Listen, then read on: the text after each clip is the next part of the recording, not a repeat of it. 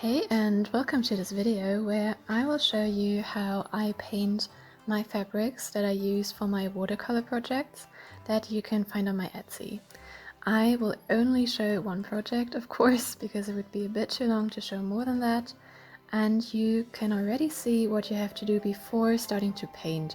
So what I do first is I always put my fabric in a hoop to keep a nice tension to the fabric, and then I start to trace my pattern.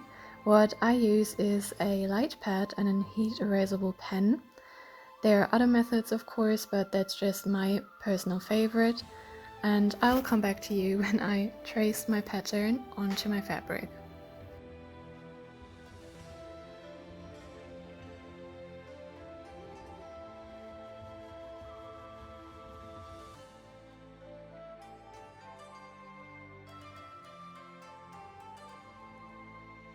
So I'm back with my pattern traced onto my fabric, and I just leave it in a hoop to paint it because it has a nice tension.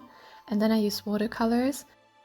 My palette is from Rico Design, and then I have 2 cups of water, one that's for cleaning a brush and one that should just stay clean. Then I have 1 sheet or newspaper, a piece of kitchen roll, and really important, paintbrushes. It's really nice to have detailing brushes because it's just easier to get edges nice and clean.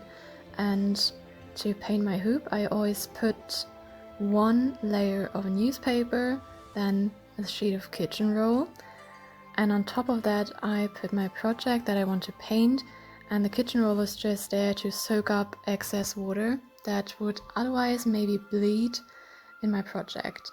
So then I have 1 piece of kitchen roll on the side just to tap my paintbrush in between to not have it too wet, and as I said, the paint could bleed and give you not as clean edges as you might want. So I use a small amount of water just so that I have a nice clean project and I have the edges that I really want.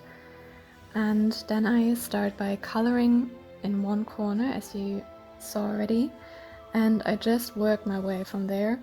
And you already saw as well that I put the second color already, and I mix these two by just using circular motions and blending them together. It's really nice to have a second brush just on the side so that you can have 1 brush that's just a bit damp and you can use that one to blend. So you want to use that brush just to blend these colors together. As I already mentioned, you don't want to use too much water. I just have 1 piece of kitchen roll on the side, and if I'm afraid that I used a bit too much water and that it could bleed, I just tap really gently onto my project so that I take off excess moisture. And yeah, you just will see me work my way through. For a big project like this one that you can see right here, it can take 40 to 50 minutes maybe if you really take your time and you want to get those clean edges. So really take your time and have fun with the colors as well. You can see that I used a dark purple, a dark red, a light red and an orange color, but of course it's fall leaves, so you can use whatever colors you see fit and you like, so just have some fun with it. And I'll just leave you with me painting a bit longer, and I'll come back when we're nearing the end to tell you something about the final steps.